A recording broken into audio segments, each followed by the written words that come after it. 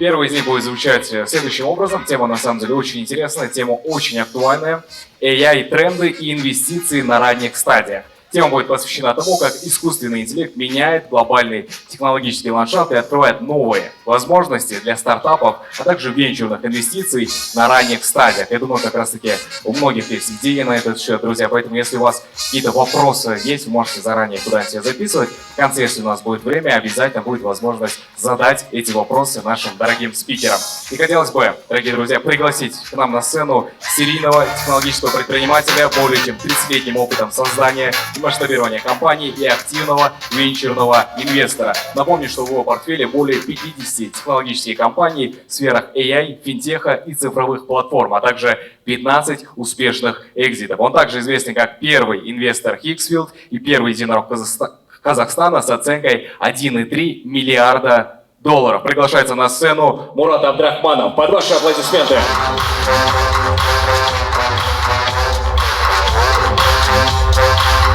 Кроме этого, хотелось пригласить на сцену доктора делового администрирования и партнера MA7 Ventures, фонд, которого ежегодно инвестирует 10-15 миллионов долларов в 10-15 стартапов на стадиях Seed Series A. Личный венчурный портфель нашего спикера составляет более 90 стартапов, а также 14 успешных экзитов. Приглашаем на сцену под ваши аплодисменты Эльджана Пушекбаева, друзья.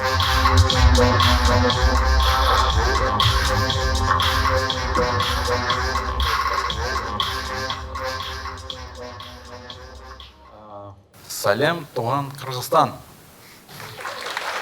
Наурыз кабыл болсын. Доброе утро, дорогие друзья, дорогие наши соседи. С большим удовольствием каждый раз приезжаем в Бишкек, поделиться новостями, посмотреть, что нового здесь происходит. Вот, всегда с большим интересом. Сегодня мы подготовили с Ильжаном презентацию по развитию AI. И хотел сказать, что AI настолько бурно развивается, да, настолько быстро, что превышает все ожидания. Мы готовим, вроде бы она готова, лекция была, но мы ее просто практически вот сейчас, вчера, сегодня, за 2 дня почти половину переделали из-за того, что за последние 3 месяца произошли просто какие-то тектонические сдвиги, да, и про них мы тоже остановимся и расскажем более подробно. Сегодня мы представляем MA7 Ventures. Вот у нас апдейт матч 2026 года, самые последние новости, все, что мы сейчас вот увидели, мы сегодня расскажем. Позвольте мне представиться, меня зовут Мурат Абдрахманов, я являюсь основателем MA7 Ventures. Более 11 лет я занимаюсь венчурной индустрией. В целом я являюсь серийным предпринимателем в технологической сфере, более 35 лет, всю жизнь этим занимался. Вот. Мы за 11 лет проинвестировали 70 около сделок, 15 экзитов, всего проинвестировано около 30 миллионов долларов. Сам портфель, наверное, уже оценивается, наверное, более 150 миллионов. Вот. Но это коротко про меня. И вот, Ильжан, представься. Доброе утро. Спасибо большое за приглашение. Мы вот каждый год стараемся приезжать к вам. И всегда с таким хорошим настроением. Вы так тепло встречаете. Спасибо вам за это. Всех с прошедшим Наурызом. Меня зовут Ильжан. Я из Алматы, из Казахстана. Занимаюсь инвестициями в разные классы активов более 10 лет. И с 2020 года занимаюсь инвестициями в венчур, в основном. Только венчур – это стартапы ранней стадии. Я проинвестировал более 90 стартапов по всему миру, преимущественно в американские стартапы. У меня 14 успешных экзитов, 17 списаний. И вот 2 года вместе с Муратом работаю, развиваем MA7 Ventures. У нас есть ангельский клуб, про который мы тоже позже расскажем. И мы инвестируем 70%, наверное, это в американские компании, 20% это компании, основанные фаундерами из нашего региона Центральной Азии с потенциалом выхода за рубеж, и 10% другие страны, другой мир. Вот, Мурат, я обратно вам слово передаю. Мы чуть-чуть так презентацию в экспериментальном формате делаем, друг другу будем так мячик перекидывать, пару слайдов Мурат, пару слайдов я. В формате Fireside будем дополнять друг друга. Вот. Посмотрим, что из этого всего выйдет. Но сначала я хотел, наверное, рассказать про различные стадии развития, точнее, так сказать, эволюционные стадии развития вот экосистемы на примере Казахстана. И вот мы примерно видим, что примерно то же самое происходит в наших вот, соседних странах. Вот. И первая фаза, когда стартапы делают так называемые копипасты, да, то есть это уже валидированные на различных рынках бизнес-модели. И, в общем-то, здесь особых рисков нет. И еще лет 7 назад мы, когда выступали, вот, говорили ребятам, слушайте, говорю, вот у нас есть уникальная возможность, называется машина времени, когда не надо как бы рисковать, изобретать велосипед, просто берите отработанную модель, хотите там в Москве, да, то есть и через 2 года она будет, все придет к нам, хотите там в долине, через 5 лет придет к нам, и все будет как бы хорошо, то есть просто адаптируйте ее к местным условиям, все будет работать. И так оно на самом деле и было, и все первая волна стартапов казахстанская, она вся такая и была, это и Choco Family, и Тикетон, и Авиата, да, то есть все известные бизнес-модели, которые успешно были реализованы в стране. Вот. Из нашего портфеля это вот проекты УВУ, EasyTap, Choco. Вот. И, ну, к сожалению, этот период закончился, да, по крайней мере в Казахстане он точно закончился еще несколько лет назад.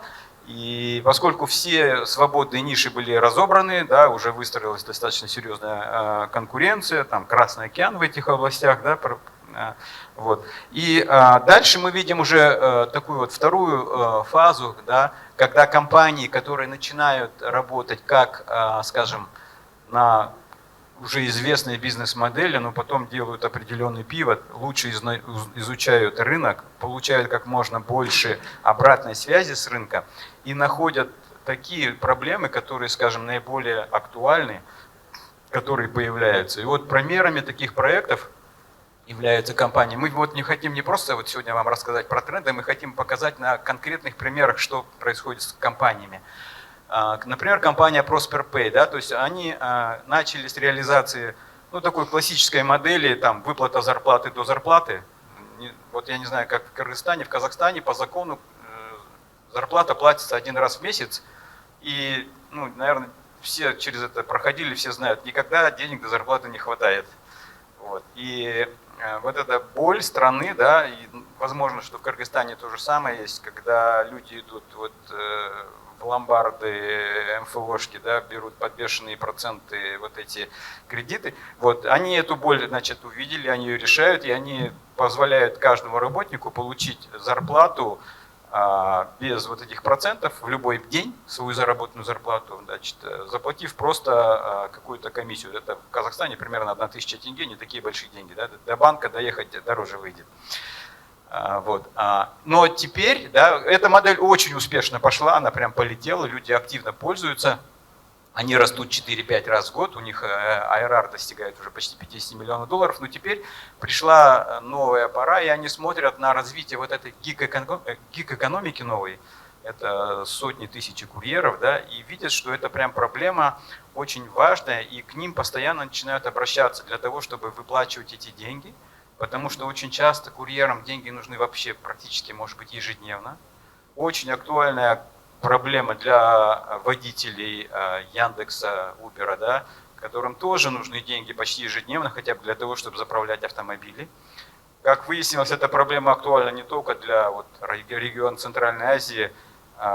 Посмотрели на Дубай, вот, когда смотришь, как работает гиг-экономика в Дубае, видишь, что на самом деле там стоят киоски, и людям там каждый день курьерам деньги выдают наличными, да.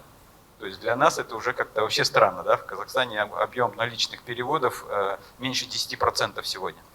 Вот. И, соответственно, Prosper вот переводит свою работу именно в обслуживание новой вот этой экономики. И готовится уже к выходу на внешние рынки, в первую очередь в Латинскую Америку. Вот. Ну, такие же проекты, вот у нас есть замечательный проект Heroes Journey, который это новый формат фитнеса. Да, и ребята начинали в Алмате и по Казахстану сеть фитнесов Invictus, такая достаточно известная, самая большая, около по-моему, там более 40 клубов, и инвесторы стоят в очередь, да, для финансирования этих проектов, но они сделали следующий формат Hero Journey полностью автоматизированный. Вот. И самое главное его отличие от предыдущего их формата в том, что стоимость revenue per square meters примерно в 4 раза выше, чем у обычного фитнеса. И теперь они открывают первый клуб в Нью-Йорке. Вот он будет, наверное, дай бог, куда класса открыт в этом году. Вот, потому что уже 2 клуба стоит в Алмате, один в Астане, один в Дубае, очень успешно работают. Вот. И мы надеемся, что вот в США как бы компания очень быстро разовьется. Вот. И с помощью, в том числе, мы оказали поддержку этому проекту, они собрали около, по-моему, $7 миллионов для выхода на рынок США. Вот. И, наконец, вот третья фаза, да, AI First Innovation Stage, это AI Native или AI First компания, да. Я хочу сказать, что вот AI, он ворвался, да, в нашу жизнь, и на самом деле он перевернул все. И вот сегодня мы видим, кто-то его называет пузырем, еще что-то, но это не пузырь, это вообще это революционное изменение всей нашей жизни, которое влияет на все отрасли, буквально на все. Да? Нет такой отрасли, на которую бы AI уже не повлиял и будет влиять дальше. И я хочу сказать, что мы внимательно, очень активно этим занимаемся, и мы адаптируемся и меняем нашу стратегию подхода. Если раньше на фазах 1 и 2 мы в основном старались инвестировать, начиная с фазы Seed, когда уже есть Product Market Fit, когда есть уже работающий MVP, да, когда есть там хороший отклик, там Recurrent Revenue есть, все это работает, вот, то теперь мы заходим на стадиях Pre-Seed, когда еще есть только, может быть, MVP, там, да, когда еще нет даже продаж, бывает, потому что настолько стремительно начинают проекты развиваться, что потом уже будет просто поздно. Вот я хочу сказать, вот, ну, пример Хиксфилда, все, наверное, о нем наслышаны. Модель, вот, на которой Хиксфилд сейчас работает, она была залаунчена в марте прошлого года. 1 год прошел всего, да, то есть, и смотрите, в этом году сейчас, вот, да, то есть IRR, Run Rate Revenue превышает 330 миллионов уже компания, она уже стоит больше 4 миллиардов. То есть она растет 40% month to month, это просто невероятный рост. И представляете, если бы я ждал сида, да, то есть, ну, просто когда уже был сид, мы уже пытались, я заходил на пресиде по 5 миллионов, когда мы уже клубом заходили там на сиде, да, это уже было 200, где-то 300 миллионов долларов оценка. Вот. Следующий раунд прошел уже по 1 300 000 000, а сейчас будет по 4 миллиарда. То есть вот эта вот динамика, она просто невероятная. И, соответственно, мы снизили чеки, заходим на пресиде и заходим в первую очередь на AI Native проекты, которые имеют потенциал глобального роста. Вот это вот самое главное отличие прошлого и этого года в Казахстане, что появились стартапы, которые нацелены на глобальный рынок, которые решают проблемы глобальные и имеют достаточно хороший там уже трек-рекорд. Вот. И кроме Хиксфилда, конечно, хотел бы отметить компанию NaceAI. Это компания, которая работает в США и делает так называемые Small Language Model. То есть это LM-ка, языковая модель, которая натренирована на очень узком вертикальном сегменте. В данном конкретном случае аудит для банков Северной Америки. Хочу уже сделать такой анонс. Они подписали соглашение с Pricewaterhouse. Вот, именно стали платформой по аудиту по Северной Америке. И, ну, для примера, Deloitte подписался с Anthropic, значит, Price подписался с Nacem. Вот. Они уже стоят больше 100 миллионов долларов. Вот последний раунд прошел, и я думаю, что еще через год, если в ходе колоса все так будет, они тоже станут единорогом. Вот.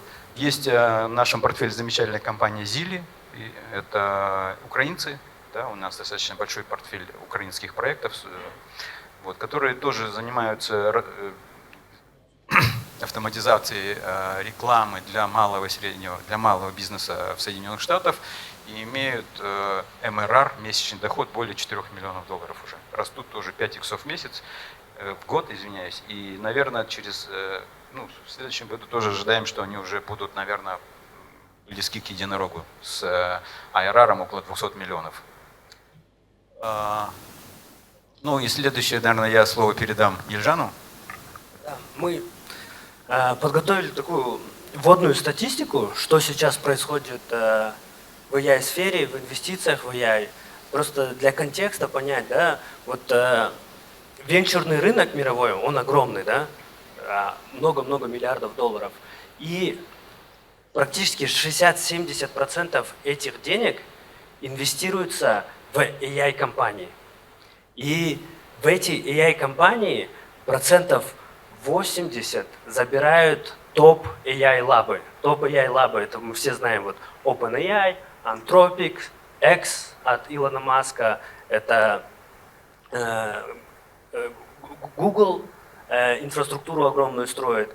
То есть очень большие суммы денег сконцентрированы там в 7-8 огромных компаний, которые становятся чуть ли не монополистами вот этих токенов, да, usage, да, больших языковых моделей.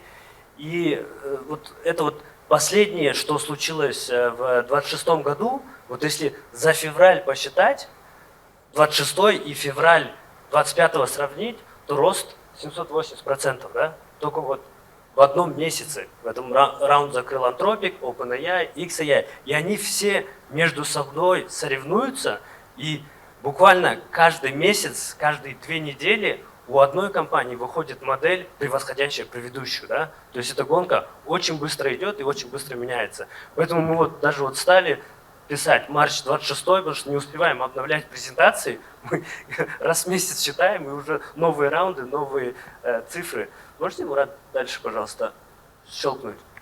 Вот для тех, может, кто еще с AI близко не знаком, вот мы такой слайд вводный подготовили. Его называют пирог, да, вот слои. AI, если глобально, он состоит из 4 слоев, из которых первый слой – это инфраструктурный слой, это, понятно, электричество, вырабатывание электричества, потом это чипы и производительные мощности, на которых крутятся все эти LLM. Это тоже достаточно монополизированный рынок, это NVIDIA, самая дорогая компания, мы знаем. Это Google сейчас свои чипы выпускает, AWS активно разрабатывает свои чипы.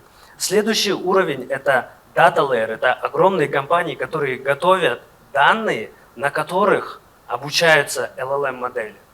После этого это идут вот эти вот огромные AI-лабы, которые слайд до этого 8-10, ну, грубо говоря, таких полумонополисты и большие игроки. И последний layer – это application layer, на котором в основном все стартапы и создаются. Да? То есть если первый, второй, третий level это цена входа туда, ну, колоссальная, это миллиарды, сотни миллионов. Да? То есть какую-то там ChatGPT новую модель стоит сотни миллионов долларов, чтобы натренировать. Не говоря уже, нужно иметь доступ к чипам, купить дату, заполучить. И, как правило, мы говорим, вот первые 3 пирога для пресид таких инвестиций, ну, невозможно. Цена входа огромная. Стартаперу начать свою языковую модель с нуля делать нужно очень много денег и еще договоренности с NVIDIA, что вам чипы, да, поставят. Поэтому мы как бы концентрируемся на application layer, это которые они используют все вот эти вот технологии инфраструктуры, разработанные большими компаниями, и их уже адаптируют под конечного пользователя. Да? Но более того, вот, примеры, вот, мы позже поговорим, это вот OpenCloud, сейчас open source самый популярный агент в мире, это Claude, тот же Anthropic, он и на model layer, и на data layer, и еще свои большие дата-центры они строят, да? И еще и в application layer идут. Мы видим то, что вот большие лабы всю вертикаль хотят контролировать. Если делать аналогию, вот, когда изобрели там интернет или изобрели электричество, все, кто электричеством занимается, они остались, коммодитизировались. А кто выше электричества, выше интернета пошел, там это Facebook, там Uber, кто с конечным пользователем общается, тот и монетизирует, получает весь value. Поэтому вот эти вот и компьютер layer NVIDIA, и model layer OpenAI, и Google, они все идут до конечного пользователя, понимают то, что кто общается с пользователем, тот будет зарабатывать много денег и делает, забирать весь value. И поэтому OpenAI там покупает компанию Johnny Ive, чтобы сделать следующий девайс, который заменит iPhone, да, и который будет с конечным пользователем общаться. Можно, Мурат, дальше? На этом слайде вот мы показываем вот то, что я говорил, то, что токены, как электричество, как интернет, это демократизируется и становится commodity, да? То есть вот тут вот вышел, когда ChatGPT за 1 000 000 токенов стоила $30, да? И потом цена сильно снижается. И вот эти графики это больших моделей, и за 3 года в 600 раз цена упала, да, токенов. За последние 18 месяцев в 3 раза упала. То есть мы видим тренд, то есть intelligence LLM падает к нулю. Это будет в конце просто ты подключаешься, и как ты этот intelligence используешь, и до application layer доводишь, в этом вся ценность будет. Да? И большие лабы это понимают, поэтому они не хотят просто токен-провайдером быть. Они хотят и приложение разрабатывать, и с конечным пользователем, да, общаться. Вот это еще раз хочу подчеркнуть. Можно дальше, пожалуйста, Мурат? Так, и какое место тут для стартапов, да? Если туда идут большие foundational LLMs, это вот Anthropic, Gemini, OpenAI, все туда идут в application layer. И legacy incumbents, инкамбенты это устоявшиеся большие компании, софтверные, там, да, которые уже контролируют дистрибуцию, у которых много клиентов. Это там Salesforce, HubSpot, да, на наших рынках это, наверное, вот 1С, AMO CRM, такие гиганты, которые уже у клиентов у всех стоят, и они тоже очень быстро осваивают AI и быстро новые продукты выпускают на сразу большую аудиторию. То есть стартапам очень тяжело сейчас сделать что-то уникальное и проработать вот так называемые моуты и элементы дифференциации, чтобы в этом конкурентном и с большими игроками место под солнцем, да, себе найти. И можно дальше, пожалуйста, Мурат? Вот, наверное, вы дальше продолжите про вот тренды, к чему это вот все ведет. Да, и вот последние тренды, которые вот описаны и Y Combinator, и Андрес Хоровиц, и мы свою там тоже 5 копеек ставили.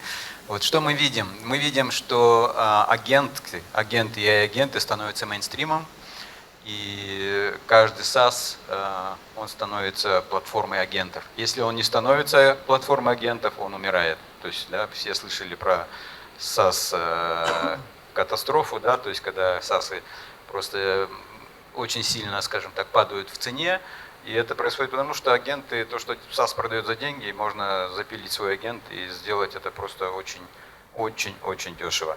Поднимите руку, пожалуйста, у кого есть персональный агент на OpenClaw в этом зале? О, уже хорошо, замечательно.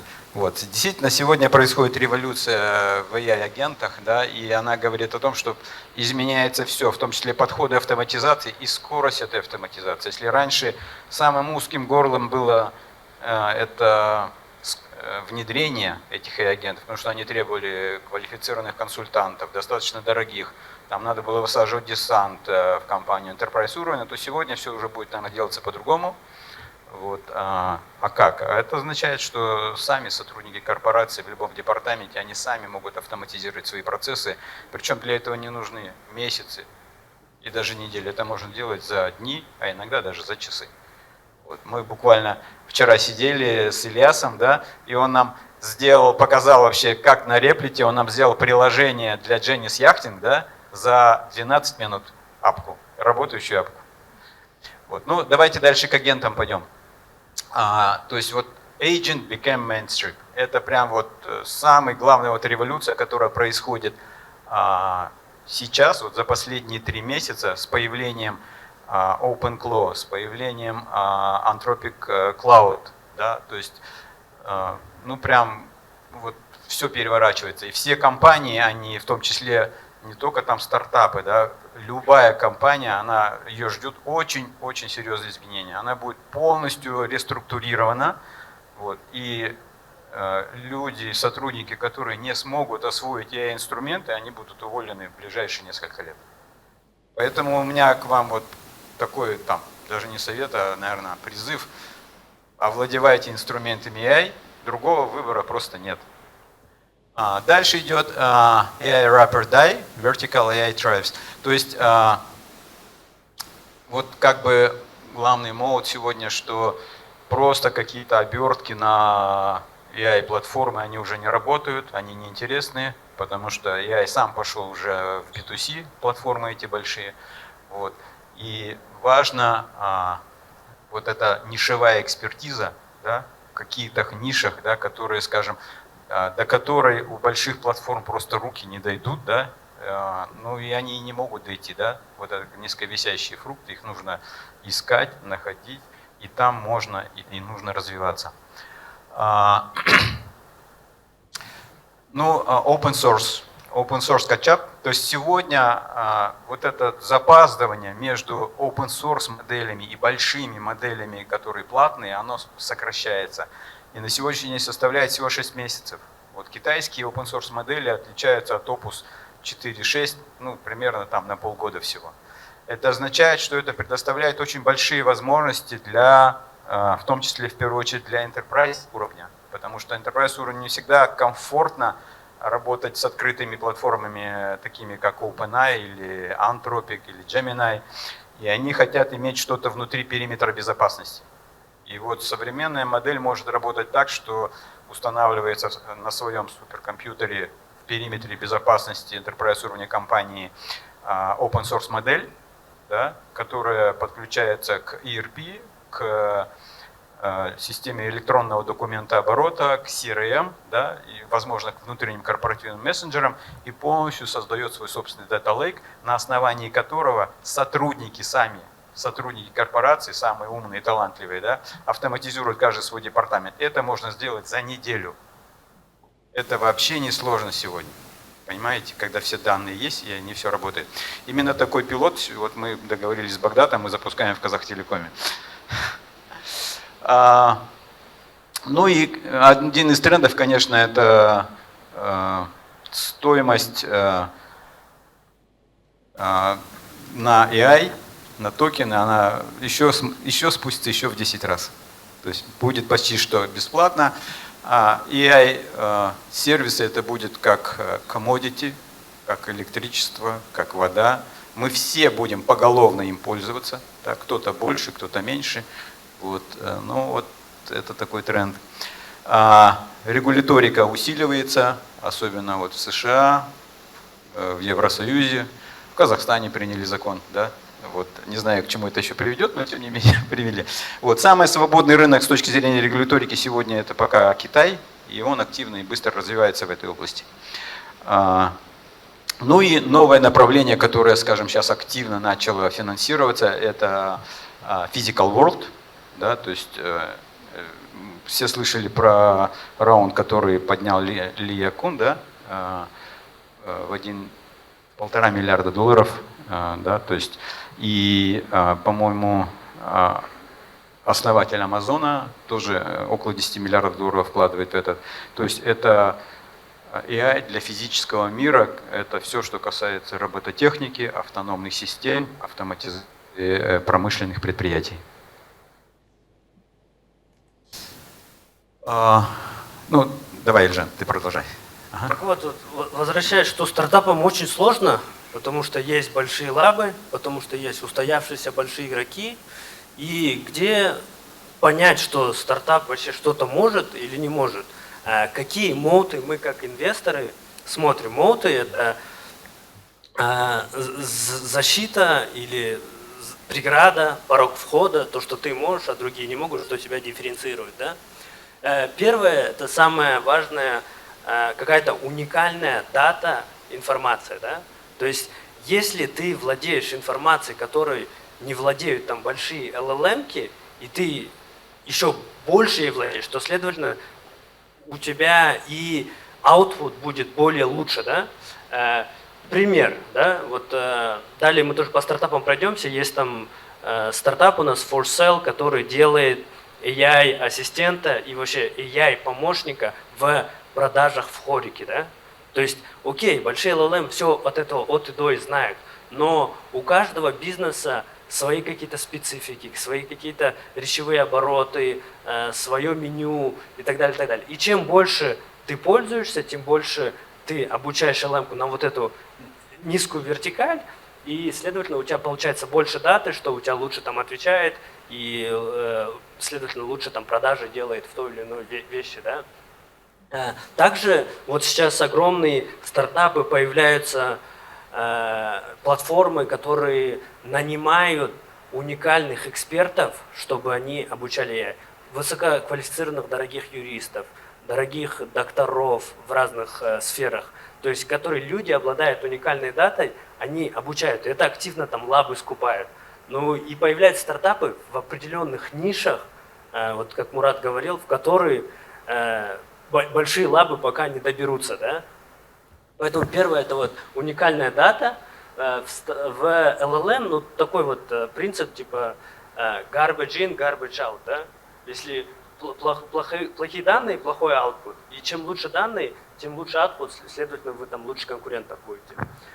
Второй — это дистрибуция, это как вы можете распространять, да, свои, ну, свой SaaS, свой продукт, свои сервисы. То есть сейчас запилить там любое приложение – это очень легко, за вечер. Да? Первый MVP за 10 минут готов. Допустим, вот недавний кейс Cal AI. Кто слышал? Это ребята, студенты создали приложение по подсчету калорий. Ты фотографируешь, он посчитает тебе калории. Чтобы это приложение создать, сейчас AI занимает 10 минут.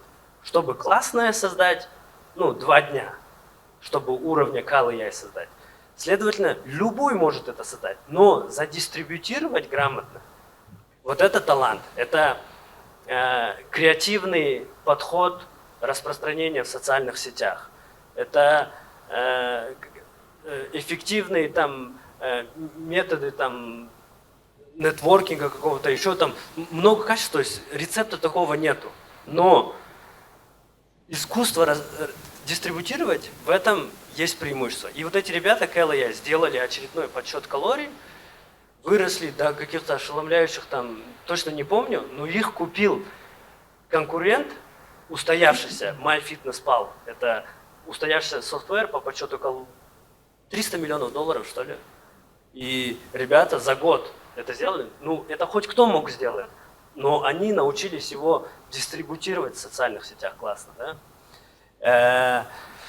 Третье — это доменная экспертиза. Да? Сейчас, когда AI очень легко все копирует, именно приближенность к какой-то проблеме в enterprise и знание тех людей, кому эту проблему нужно срочно решить и кому можно продать. Да? Вот именно эксперты в каких-то областях, которые от и до проблему знают и знают, как ее быстро продать, заключить контракт. То есть в этом преимущество. Четвертое — это скорость. Если раньше, вот мы говорим, считалось юникорном стать за 10 лет, то сейчас норма за 1 год юникорн. Да, вот мы видим, Курсор самая быстро растущая компания стала, потом Lovable самая быстро растущая компания стала. Сейчас Hixfield стала самая быстро растущая компания за всю историю человечества вообще. И ну, через несколько месяцев, наверное, новые компании появятся, которые еще этот рекорд дальше бьют. То есть скорость сейчас намного ускорилась. И фичи нужно каждую неделю выпускать, по несколько, потому что скорость разработки быстрая, скорость тестирования тоже быстрая. Да? Вот Hixfield мы смотрим, они в неделю 3-4 релиза делают, эксперименты. Сразу замеряют, что-то не полетело, все выкинули. То есть на прошлой неделе они свой фильм выпустили, на этой неделе вот я сейчас пока вот ждал, пока начнется конференция, смотрю, они там свой разговорный чат, и вы вместе создаете видео, коллаборативное создание видео, да, и каждую неделю какие-то итерации. Только этим можно побить своих конкурентов быстротой работы. И пятый такой большой тренд, то, что AI сейчас, понятно, приходит в IT, в софтвер, в технологии, но также он и приходит в традиционные бизнесы, да? То есть вы классическое там агентство по аутсорсу бухгалтерии, если вы научитесь AI, вы можете в 10 раз больше клиентов обслужить тем же количеством сотрудников. Если вы там HR-агентство также, или вы, не знаю, занимаетесь ремонтом кондиционеров. Если вы подключите AI и с помощью AI будете обрабатывать заявки, отслеживать свои процессы, вы можете там в 5-10 раз больше исполнять заявок. И в реальный сектор AI тоже очень быстро проникает, и через 5 лет все научатся AI. Но пока не научились, есть вот это преимущество, есть стратегия AI Rollup, это быстро покупать традиционные бизнесы с клиентами, у которых уже есть дистрибуция клиент, их быстро учить AI и увеличивать выручку на то же количество сотрудников и быстро покупать другого, который еще не научился этому AI, чтобы быстро его научить. Да? Вот такие вот 5 стратегий и вещей мы видим, как стартапам можно конкурировать с большими лабами, да, и с большими устоявшимися игроками. То есть вот тут снизу написано, вот, OpenAI может, если фичи убивает, вот есть шутка, да, когда OpenAI новый релиз делает конференцию, там 1000 стартапов ниже закрывается, да. Если они что-то новое выпустят, ваш стартап выживет или нет, да, он выживет только вот эти 5 стратегий мы выделяем. И сейчас технологии очень быстро становятся старыми технологиями. Вот OpenAI потратил сотни миллионов на новую модель, или Anthropic, а китайцы ее копируют и делают reverse engineering, саму же эту модель prompt инжекшенами вытаскивают, как вы сделали, как вы обучили, намного дешевле, не тратя 100 миллионов на инференс, на NVIDIA карты, да? И этот лаг 6 месяцев.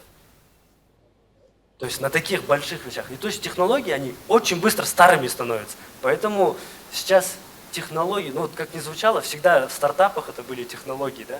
А сейчас технологии это рано или поздно вас копируют. Не надо в секрете, если у вас какая-то уникальная разработка, ждать. Выходите сейчас. Пока вы ждете, уже не актуальна ваша технология станет. Поэтому вот именно уникальная дата, как вы быстро дистрибутируете, да, в социальных сетях или в других каналах, и доменная экспертиза перевешивает технологии, потому что технологии быстро устаревают. Да, могу добавить, что когда Ирзат спрашивает, Ирзат, что главнее, вот твой замечательный продукт или distribution? Он говорит, distribution. Это основатель Hixwell, да. И сейчас мы хотели немножко еще показать, да, то есть вот эти AI-тренды, как они на самом деле в реалиях, вот это на примере нашего портфеля, компании из нашего портфеля. Ну вот Hixwell, да, это генерация видео AI, и что мы здесь видим? В первую очередь, даже не столько продукт, у них есть собственный продукт Soul 2, да, по видеогенерации. В первую очередь не просто distribution, лучший в мире distribution, да. То есть они являются там одними из самых крупных клиентов для OpenAI, но уже нет, Sora закрывается, не выдержала для Gemini, для VO3. Китайские все продакшены, которые сейчас делают свои модели, они отдают эксклюзивные права Hixwell, потому что он это может делать лучше всех в мире. Самый быстрый, самый крутой, иногда провокативный, из-за чего вот даже скандал был, наверное, да. Но тем не менее, это сегодня стало уже отраслевым стандартом. Нравится это или не нравится.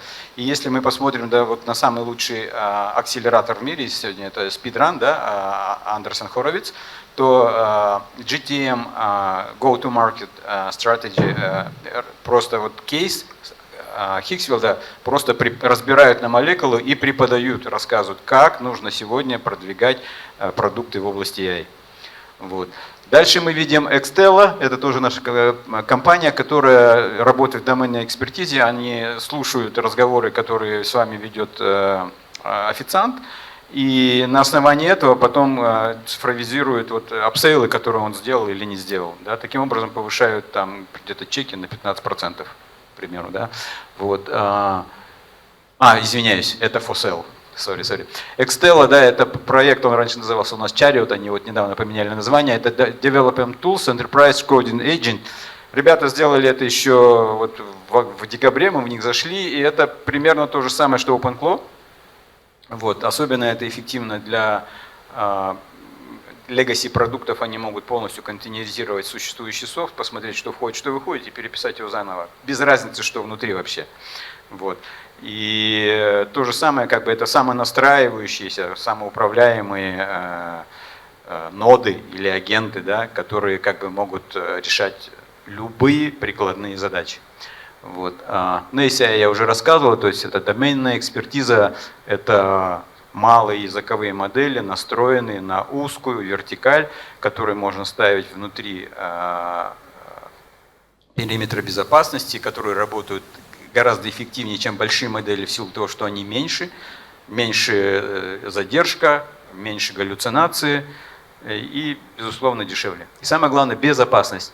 Outpeer – это тег-проект, который запилил AI-агенты для education. И вот это очень актуально на самом деле. Вот очень часто подходят к нам, спрашивают, а вот education проекты. Мы говорим, да, мы сегодня обычные классические онлайновые education проекты больше не финансируем, да, потому что они превратились сегодня в commodity. Если вы посмотрите на Coursera или Udemy, да, и посмотрите их стоимость, они стоят примерно 1 миллиард, капитализация, и ревеню их примерно 1 миллиард, 1 к 1. Если допустить in base case, что маржинальность примерно там в районе 20%, да, то мы имеем просто valuation примерно 5-7 беды. Совсем немного. Это обычный бизнес на сегодняшний день. Вот. Что его может сделать необычным, да? Вернуть снова, скажем, в венчурное лоно? Только AI. Да, только AI, когда у вас косты не будут расти пропорционально росту бизнеса. Вот. И именно такие проекты имеют сегодня мультиплы 20-30 иксов. Да? Вот. Вот это то, что нужно знать про education. И вот Outpeer помогает тысячам онлайн-школ самых различных, значит, внедрять и агенты, и резко повышать свою эффективность.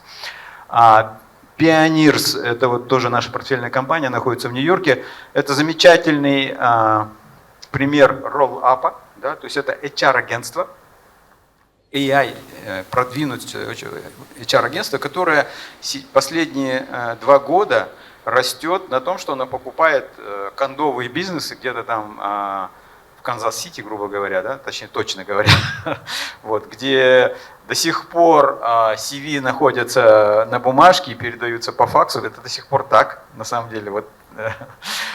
Но тем не менее, этой компании там они покупают им по 20 лет, у них устоявшаяся клиентская база, они сохраняют миноритарные доли владельцев и таким образом очень быстро растут. За последние 2 года они выросли, по-моему, в 5 раз, да? Если мне, да, и будут дальше расти, и в следующем году хотят достичь уже $200 миллионов ARR. То есть это вот стремительный рост, именно который в HR-теке, да, с использованием ролл-апа. Вот. А таких компаний на самом деле много, потому что люди, которых у них покупают, они уже в возрасте, они отдали там полжизни своей на развитие этого бизнеса, и передать его некому, и вот они понимают, что что-то делать надо, и они вот продают там контрольный пакет с удовольствием, остаются, сохраняют, при этом сохраняются все отношения с клиентами, да, то есть они, даже с точки зрения Customer Acquisition Cost, это очень эффективно, суперэффективно, потому что стоимость таких бизнесов невысока.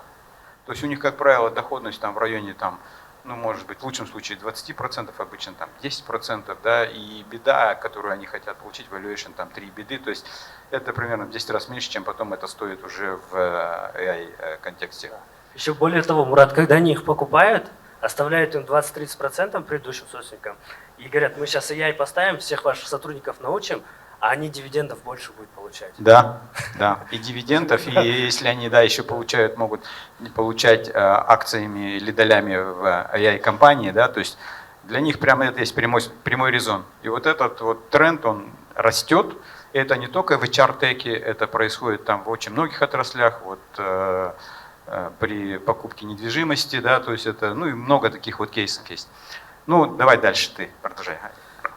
Дальше вот Altbridge, они с помощью AI автоматизируют работу хедж-фондов, и сами трансформируются в хедж-фонд. Да? То есть сейчас в Штатах... Они хотели автоматизировать хедж-фонды, но потом додумались, зачем продавать лид на замечательный какой-то компанию, которую они нашли на рынке за 100 тысяч долларов, когда туда надо инвестировать самим. И они сейчас трансформируются сами в хедж-фонд. Да, то есть сейчас большой тренд. Если раньше кто-то делал SaaS и продавал этот сервис по подписке, чтобы какой-то бизнес улучшить, то с помощью AI логично вообще заменить тот бизнес. Да? Вот то, что вот Rollup делает, что сейчас Altbridge делает. И это называется end-to-end AI native компания. Да? И это очень огромный тренд. Если вы сейчас Y-комбинатор требования откроете, там 70% компаний будет AI native hedge fund, AI native там, HR-агентство, AI native еще что-то. То есть от и до сразу забирают ланч традиционного бизнеса компании. Далее Zilli, тоже уже Мурат про них рассказал, это они делают видео генерации рекламы для социальных сетей, да, для малого и среднего бизнеса. Это вам, допустим, нужно вот продать эту воду, вы ее фотографируете, закидываете, он сам делает визуалы тех трендов, которые сейчас популярны в ТикТоке. Каждую неделю в ТикТоке тренды меняются, они сразу там, вам не нужен актер, не нужен мобилограф, не нужен дизайнер, все визуалы создаются, просто рекламируются и автоматически интегрируются с кабинетами Facebook, там, Instagram и так далее, так далее. И с одного места мониторится.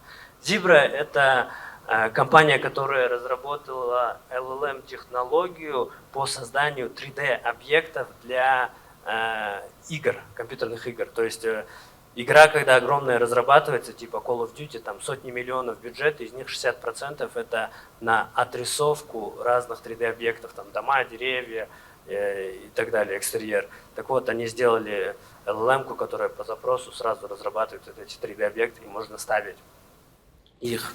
Pandev – это компания из Казахстана, которая начала с технологии, не хочется, не слежки, а как мониторинга работы программистов. Да? То есть, когда появился вайп-кодинг, там 2 года назад, он очень быстро захватил. Сейчас передовые компании все 100% пишут код с помощью ИИ. Да?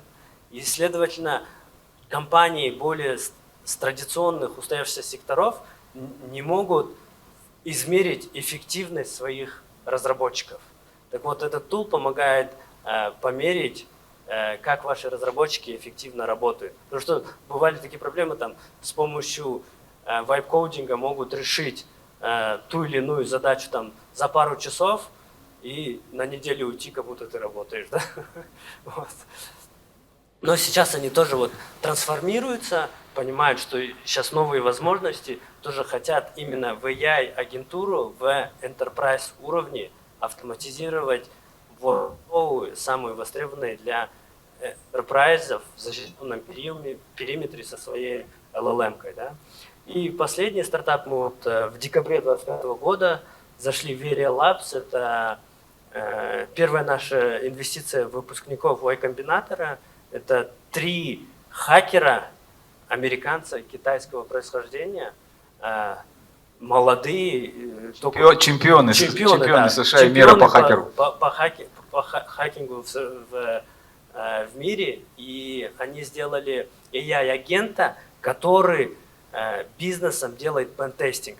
Пентестинг – это процедура атаки и поиска изъянов в вашем коде. И компании раньше тратили большие деньги, это дорогая услуга была, чтобы нанять, проверить свой продукт. Сейчас дорогая. И сейчас дорогая, да. Они с помощью AI-агентов заменяют этот пентестинг, и с каждым релизом нового софта вашего продукта вы знаете, что у вас дыр нету, вас там хакеры не атакуют. Они как лучшие хакеры знают, как атаковать. На самом деле, как промотировались, сидит такая очень важная enterprise компания, да, стоимостью больше $1 миллиарда, которая прошла пентест у лучших там компаний американских, и вдруг ее берут там 3 чувака, да, там по 19 лет, им они вскрывают ее и говорят: ребята, у вас не работает ваш пентест, он ничего не стоит.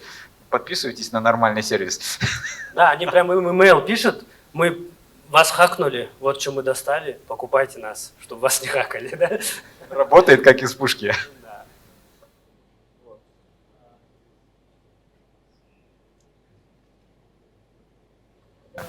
Ну и то, с чего мы начинали, сейчас мы тоже еще немного вернемся, что происходит вообще в корпоративном секторе, да, то есть корпоративный сектор, вот этот AI adoption, да, для, скажем, понятно, там стартапы все сегодня AI, все там продвинутые, но для обычного классического сервиса 88% организаций используют AI-бизнес в том или другом виде. 71% используют GenAI регулярно, да, было 65%. 23% используют скалированные агентские системы AI, да, которые сами могут расти, расширяться. 72% планируют использовать AI-агентов до конца 2026 года. И основные инструменты, которыми сегодня пользуются, это OpenClaw, 250 тысяч лайков, это Claude Code, почти половина девелоперов его используют, Cursor, Lovable, вот. Ну, сюда бы еще можно было добавить, наверное, наши казахские, да, это Pandev, да, который тоже делает подобный инструмент, и Extella, да, которые тоже будут применяться, скорее всего, будем пытаться их ставить для нашего государственного и квазигосударственного сектора, потому что они хотят иметь все это внутри себя, скажем, внутри периметра, вот, не обращаясь к облачным сервисам. И я хочу сказать, несмотря на то, что вот еще в прошлом году была такая цифра, что 95% попыток автоматизации на базе AI для корпоративного сектора терпело крах, никто не остановился, деньги продолжают вкладываться, и это сумасшедшие деньги. Вот. Но теперь с использованием вот этих инструментов меняется сам подход, скорость и расходы, которые катастрофически летят вниз, и изменения, которые AI внесет в классический сектор, они будут прям революционными, и это произойдет в ближайшие 2-3 года буквально. Это наш такой прогноз. Жизнь, конечно, может скорректировать, но сегодня, видя, как легко и просто делается вот сейчас эти AI-агенты, by the way, вот эта презентация сделана нашим агентом. Мы просто сидим, обсуждаем с Ильжаном, потом он говорит ему просто на русском языке, говорит, ну-ка, парень, Моана, сделай мне вот это, а вот это, там еще внеси изменения. И пока мы обсуждаем, он уже все переделывает. Мы буквально это добили, это вот сейчас, сидя минут за 10 перед этой презентацией, внесли все изменения, которые нужно было. Вот. Ну и следующий слайд, давай. Мы, может, этот проскочим, у нас время уже. Да, давай. Про нас вот еще раз вкратце. У нас стратегия инвестировать вот в истории, вот 3 фазы, которые Мурат показал, больше на 3-й стадии. Это глобальные компании, которые сразу могут быть востребованы во всем мире. Практически прошлый год мы 100% инвестировали только в это AI First компании, ничего больше. Вот все компании, которые мы вам показали, это инвестиции практически все прошлого года, только Hixel позапрошлого года. Вот. Это совершенно другой подход уже. Да. И у нас есть клуб соинвесторов, которые с нами соинвестируют. Это от розничных инвесторов до high net worth individuals. У нас почти 200 человек, из которых половина хоть раз с нами инвестировали. С нами инвестируют с чеком от 10 тысяч, максимальный чек 60 тысяч у нас был. И средний 600. Ой, 600, извиняюсь. И средний 50 тысяч. 17% наших инвесторов это женщины. И мы инвестируем 10-15 в год компании на сумму 10-15 миллионов долларов, из которых практически половину skin in the game, это своими деньгами инвестирует Мурат лично, и вторую половину это не смешно, но мы самые крупные во всем регионе. Это говорит о недостатке финансирования, а не о том, какие мы крутые. Да. И следующий слайд можете, Мурат, поставить про наш этот pitch-deck рассказать? Чтобы, может, кто-то захочет воспользоваться. Ну да, вот нас часто спрашивают, а как вы отбираете проекты, да? Ну, Игорь Рябинин в свое время замечательно ответил, знаете, говорит, мы отбираем хорошие, а плохие не берем.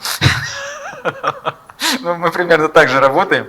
Вот. Тем не менее, да, значит, объем объем питч-деков, которые нам приходят, он очень большой. Мы скриним в год примерно от 600 до 800 питч-деков. Я думаю, у Адиля не меньше. Он вчера называл цифру 1500, сегодня называл цифру 1500, пока мы ехали из Алматы. Вот, огромный объем, и мы не всегда успеваем отвечать просто физически, потому что у нас команда 3 человека, я, Ильжан и Асима, да, то есть мы даже не... И мы это дело тоже автоматизировали, опять с помощью там, нашей там, вот, любимой Муаны, да, это агент Ильжана, это работа Ильжана. Мы автоматизировали вот этот процесс, и сегодня он у нас делает valuation по Y Combinator Scorecard, то есть делает прямо оценку цифровую, да, то есть не обязательно обращаться в Y Combinator, можете прислать, сделать upload вашего pitch-дека и получите отчет, да, где будет YC, где будет Decision Tree, где будет Competitive Benchmark, указаны все ваши конкуренты глобальные. Вот. Мы дадим оценку нашу, MA7 Framework, что очень актуально, потому что я вам хочу сказать, до этого у нас тоже был такой продукт, который там был заточен Арманом Сулейменовым Infactorial. Так вот, он нам не одобрил вообще ни одного проекта. Мы скажем, слушай, ну парень, так не пойдет, мы без работы останемся. Поэтому мы сделали свой собственный фреймворк, который тоже дает оценку в соответствии с нашими весами. Вот. И мы его назвали агент MA7. Да? И вот поэтому вот QR-код. Очень легко, ребята, да, то есть можно просто отправить туда ваш pitch-deck, вам на почту вернется скольки? 6-страничный или сколько там? Нет, one-page короткий и full report, несколько страниц подробный. Кроме этого, ваш pitch-deck остается у нас, да? Сразу в CRM нам попадает. Да, сразу попадает в CRM, и если он проходит наши критерии, то мы обязательно с вами свяжемся сразу. Вот. Поэтому в любом случае очень легко, то есть протестировать, получить обратную связь. Он сделает замечательный анализ, даже компетитив, да. То есть то, что раньше делал, скажем, там, аналист в венчурном фонде неделю, да, теперь это делается за полчаса в автоматизированном режиме. Так, ну и все у нас, да? Все, да. Мы чуть по таймингу превысили. Да. Спасибо большое. Спасибо большое.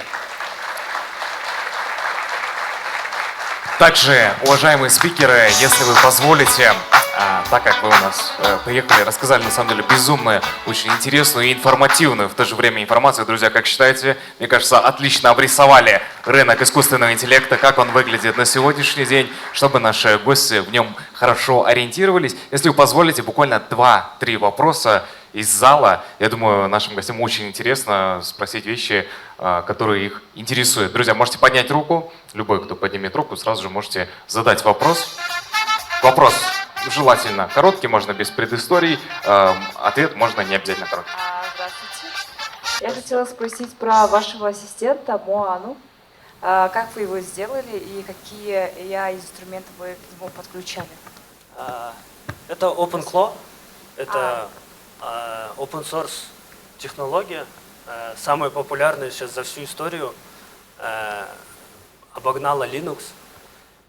Сам Дженсен Хуанг на последней своей презентации пиарил OpenClaw. Вообще вот этот OpenClaw кейс, создатель, один человек, создал за 6 месяцев, и его на работу купил OpenAI за $1 миллиард. То есть это, вот говорили же, $1 billion company, это уже как бы за 6 месяцев вот такой exit кейс. Я хотел сделать как раз анонс. Мы проводили вебинар по вайп-кодингу, как раз про OpenClaw рассказывали. И у нас не то, что загнулся, но просто МИТ не выдержал, да? То есть мы начали, то есть после того, как пришло больше 500 человек, мы начали прямую трансляцию в YouTube, пришло 860 человек. Да, мы рассказывали про как раз OpenClaw и как на его базе сделать собственного помощника. У нас есть запись, да, и через Дэниела можно, то есть он может разослать еще раз, можно туда посмотреть этот вебинар. Но я хотел сделать анонс 31 марта в 4 часа алматинского времени. Мы начнем еще один вебинар, в котором будет участвовать Ильяс Исатаев, фаундер Hero Journey. Он не разработчик, да, он предприниматель. Вот. Но он расскажет, как он собственными руками сам автоматизировал Hero Journey, сделал великолепную финансовую модель, которую смотрели там лучшие аналисты Нью-Йорка, сказали, парень, это невозможно, он нас оставляет без работы. и сделал он ее за 20 минут. И он покажет, как это все работает, как он подключился к своей собственной CRM-ке и заставил клиента, агента прослушать 500 разговоров, да, с клиентами. Этого человек никто никогда... И он ему полностью аналитику выложил, что хорошо, а что плохо. Он ему сделал competitive анализ, он ему сказал, какая цена должна быть в Нью-Йорке сегодня у него, и разработал GTM-стратегию. 31 марта, 4 часа дня, Ильяс расскажет, как это, собственно, сделать, не будучи программистом. Отлично, отлично, друзья. Я думаю, записали анонс, кому было интересно. И еще один вопрос. Добрый день. Влад, спасибо за презентацию. Очень интересно. Меня зовут Амирхан. Я с Казахстана, являюсь основателем стартапа Базар Маркет. Первый маркетплейс по оцифровке офлайн рынков на основе ИИ. Работаем в Кыргызстане, в Казахстане. У меня такой вопрос. В вашем портфеле очень много ИИ стартапов, но вот как раз Hero's Journey, наверное, один из немногих, который не ИИ, да, за последнее время. Хотел узнать, почему вы проинвестировали именно в этот стартап и как вы видите в целом инвестиции в смежные с ИИ или ИИ-интегрированные стартапы? Ну, я хочу сказать, что Hero Journey AI стандарт. Да, то есть он полностью цифровизовал и перевернул вот мир фитнеса. Да, и вы получаете персонифицированный тренинг-курс в зависимости от вашего бэкграунда спортивного, от вашего состояния. Вам вешают датчик сюда, да? Он вам автоматически настраивает тренажер, вам не нужно бегать с весами. То есть вы приходите, и у вас уже готовая программа, вас приветствует станок и говорит, что привет, Мурат, сегодня как бы вот будем заниматься там, вот, и как бы ты идешь по программе четко. Вот. И это система управления, да, которая заменяет полностью персонального фитнес-тренера и как бы в том числе полностью софт, который управляет всем клубом. И, собственно говоря, модель Hero Journey состоит в том, чтобы открыть около десятка клубов своих, сделать бренд и потом уже перейти к франчайзингу в Соединенных Штатах.